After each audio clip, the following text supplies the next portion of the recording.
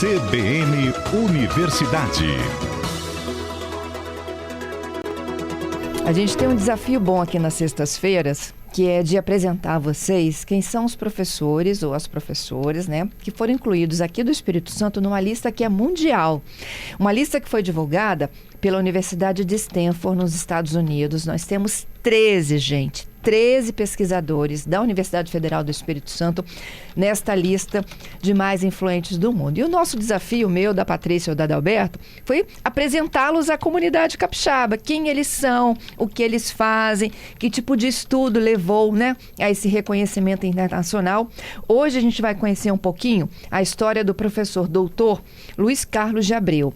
Ele é do Departamento de Nutrição da UFES e também está entre os 13 mais influentes do Espírito Santo lá na lista da Universidade de Stanford. Professor Luiz Carlos, seja bem-vindo. Bom dia.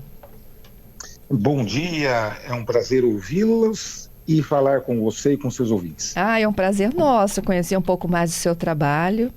Sei que o seu trabalho é multidisciplinar, né? Isso, o foco da Universidade Federal do Espírito Santo, ele é predominantemente multidisciplinar, permeando as 3 áreas de conhecimento. Isso aí, e eu queria que você me contasse um pouco mais. Covid, AVC, políticas públicas, como foram esses estudos que te colocaram nessa lista aí dos influentes? Bom, estar nesta lista de influentes é na realidade uma grande honra para todos nós, né? Estamos localizados no estado do Espírito Santo. Essa lista, ela trabalha com indicadores dos artigos que nós publicamos decorrentes das nossas pesquisas cotidianas. Sem dúvida nenhuma, quando nós, cientistas, conversamos com os nossos pares, esse diálogo é feito a partir de publicações. Essas publicações são em periódicos específicos, são chamadas as revistas científicas. Por exemplo, a Nature, Science, JHGD, revista da Associação Médica Brasileira, dentre outras milhares existentes no mundo. Predominantemente no idioma inglês, que é a língua da ciência. Isso facilita e muito o bate-papo entre nós ao redor do mundo, em qualquer rincão. Os pares, né, professor? Isso. Com o advento da tecnologia, estas informações passaram a ser divulgadas amplamente para toda a população do mundo, pois basta você acessar uma inteligência artificial e você consegue traduzir para qualquer idioma aquela informação que foi divulgada numa revista. Isso ampliou e muito a visibilidade de pesquisas realizadas nos vários rincões dos diversos continentes mundiais. Isso é muito bom para a ciência. Mas respondendo de maneira objetiva a tua pergunta, existem muitas lacunas de conhecimento. Nós ainda somos muito limitados do ponto de vista de conhecer a profundidade dos assuntos que nos permeiam. Dentre eles, essa relação entre doenças crônicas, doenças não transmissíveis, doenças transmissíveis, como é o caso da Covid, doença não transmissível, como é o caso do acidente vascular cerebral. E dentro desta relação, nós encontramos aí o papel das políticas públicas, pois compete ao Estado a aplicação de políticas públicas para que nós possamos efetivamente melhorar a qualidade de vida da população. O que é isto, melhorar a qualidade de vida da população? Como sanitarista, para mim, é prover contribuições das políticas públicas a partir de pesquisas como, por exemplo, da Covid-19, que é essa pandemia avassaladora, que ainda está vigente, não há ainda término da pandemia da Covid-19. É importante deixar isso claro para os seus ouvintes. Nós estamos na vigência da pandemia da Covid-19. O que aconteceu foi que a OMS decretou o fim do estado de emergência em saúde pública. E esse estado de emergência permite aos governantes, por exemplo, comprar vacinas sem licitação. A partir de final de 2023, foi decretado o fim desse estado de emergência. Entretanto, a Covid-19 ainda não saiu do quadro de pandemia. Ou seja, ela continua sendo muito grave e nós ainda sabemos pouco ou quase nada sobre as repercussões da Covid em longo prazo e das suas múltiplas modificações genéticas que ocorrem no dia a dia. Portanto, como ela é uma doença sistêmica, ela comete pulmão, ela comete coração, sistema digestório, rim, ela efetivamente se entrelaça com outras doenças que o sujeito tem. Por exemplo, uma hipertensão arterial. E a junção dessas duas doenças, por exemplo, resulta num quadro avassalador para o sujeito que é acometido por elas. É mesmo? Resultando, por exemplo, no aumento da incidência do acidente vascular na população jovem, de 19 a 59 anos de idade. Essa população, ela é aquela que mais está no mercado de trabalho, gerando produtos finais para a sociedade. E ela sempre foi negligenciada, porque potencialmente é saudável, por políticas públicas.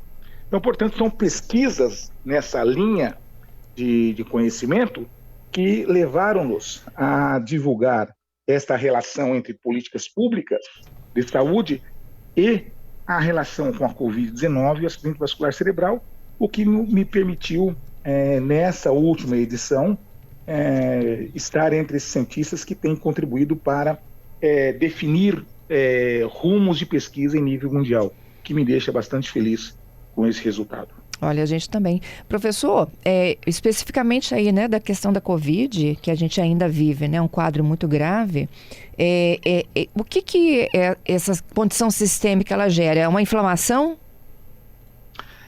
Perfeito, veja só. Eu tenho vários eventos que acometem o tecido biológico ou o corpo do agente que foi infectado. Ele vai gerar no pulmão, a resposta final sempre é inflamatória. E quando você gera uma resposta inflamatória, você literalmente leva a sobrecarga do tecido biológico, sobrecarga do pulmão, do coração, e se o sujeito é acometido por alguma outra doença, se ele tem comorbidades, como por exemplo obesidade, hipertensão arterial, essa exposição ao vírus, porque é importante destacar, todos nós estamos sujeitos e expostos ao vírus SARS-CoV-2. Uhum. Se eu, por exemplo, estou com a minha vacina em dia, a chance desse vírus evoluir em mim como hospedeiro, ela é reduzida. E se porventura ela ocorrer, eu vou ter sintomas leves, Entendi. parecidos com uma gripe. Entretanto, se eu sou hipertenso e não tomo meu medicamento para controle da pressão arterial, esta exposição tende a potencializar o meu quadro de hipertensão, agravando a minha condição de saúde. E esse agravamento tende a fazer com que a manifestação da Covid-19 seja de moderada para grave, podendo levar o sujeito para a unidade de terapia intensiva. E nesse caso, quanto maior for o número de comorbidades que nós temos, por exemplo, ser sedentário é uma comorbidade. Se você não faz exercício pelo menos 30 minutos por dia, durante 5 dias dos 7 dias consecutivos, você é sedentário. O sedentarismo é uma doença.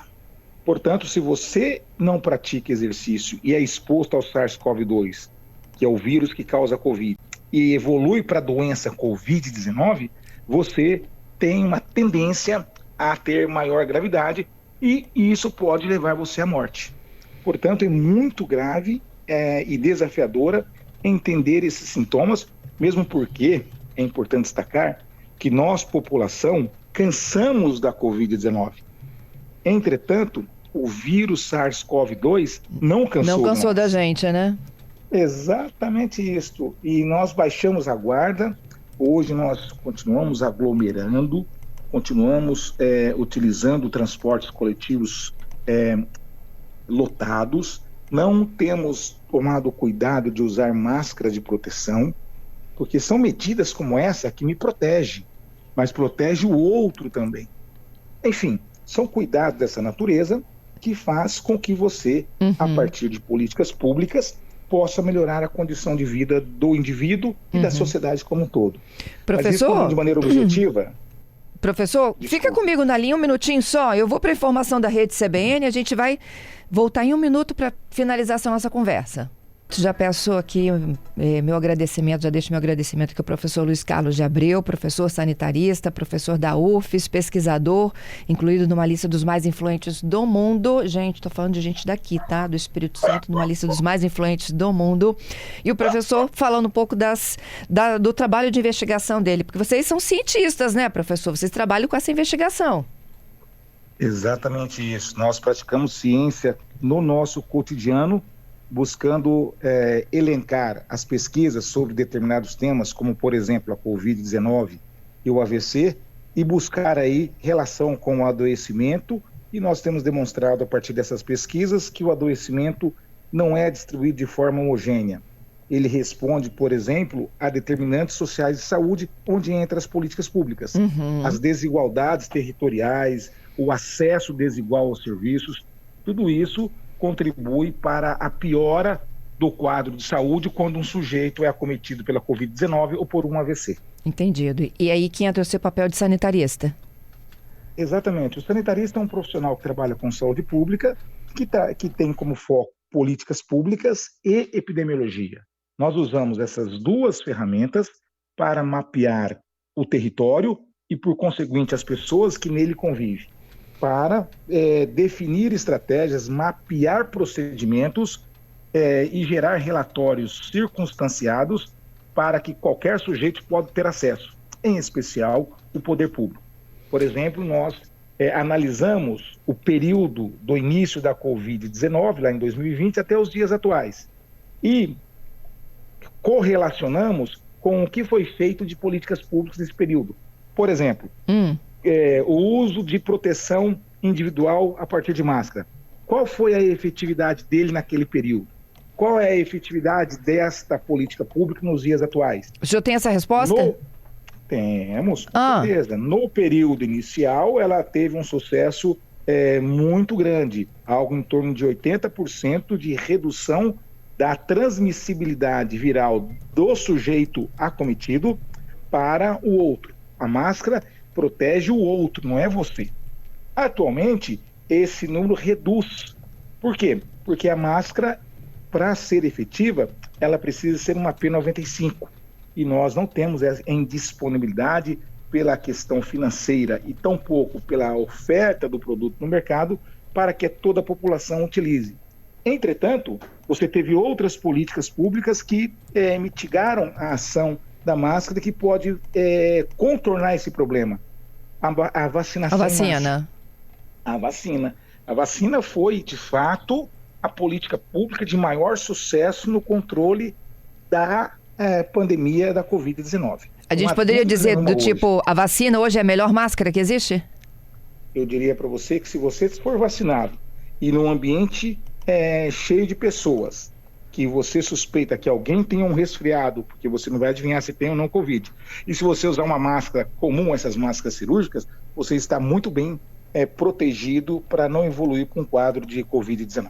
Entendido, mas fazendo a minha analogia aqui, ó, hoje, né, as pessoas, o senhor falou que a máscara melhor, ela não está em condições de ser adquirida por qualquer pessoa. E aí, ao se vacinar, a gente já está criando uma barreira nova, que é a melhor máscara é a vacina? A barreira da vacina é a mais eficaz que nós temos contra a Covid-19. Entendi. Então eu posso concordar com a sua ideia, entretanto, destacar que é fundamental que todos nós estejamos vacinados, com o ciclo de vacinal completo, e todos os anos voltar ao posto de saúde para receber nossa dose de vacina, porque ela é a única que se mostrou efetiva para diminuir o espraiamento, a dissipação, a continuidade da Covid mais grave que nós temos. Professor, falando um pouquinho mais da sua história, o senhor é graduado em Física, em Fisioterapia e em Serviço Social. São três graduações construídas ao longo da vida universitária. Exatamente isso. Comecei com fisioterapia ainda muito jovem, lá na década de 90. O Serviço Social foi mais recentemente. Mas sim, são 3 formações nas 3 áreas de conhecimento para tentar entender o comportamento das ideias, comportamentos e ideias dos diversos cientistas ao redor do mundo. É um eterno estudante, né, essa questão. professor? O cientista ele é eterno estudante, né? Todos os dias o café da manhã do cientista é fazendo leituras sobre diversos temas que envolvem a sua linha de pesquisa e a do outro, para que nós possamos, enquanto cientistas, ter a felicidade de concordar com aquela pesquisa realizada, com aquela conclusão do trabalho publicado, ou discordar. Mas o que é mais interessante é que nós cientistas ficamos muito felizes quando discordam de nós, que mudam a trajetória da nossa resposta, porque isso melhora a qualidade de vida da população mundial como um todo. Que desprendimento, viu, professor? Acho que dessa maneira que nós nos tornamos cientistas. Tem que ser praticamente desprendido e feliz, né? Trazer a resposta. A ciência, ela é caracterizada pela resposta transitória. Não existe resposta verdadeira. Por exemplo, hoje eu estou dizendo para você que a vacina é, sem dúvida nenhuma, pelos dados que nós temos até o momento em nível mundial, a melhor estratégia e a melhor política pública para diminuir a propagação da Covid-19. Se amanhã surgir alguma outra ação que diga que é mais efetiva que a vacina, nós ficaremos muito felizes em falar, não é mais a vacina, é a que foi propagada no dia de hoje. Assim é a vida do cientista. Que legal. Ô, professor, muito orgulho de tê-los, viu? Dentro da Universidade Pública do Espírito Santo, né? E ganhando o mundo aí com esse desprendimento aí, com estudar e buscar o melhor para os outros, né?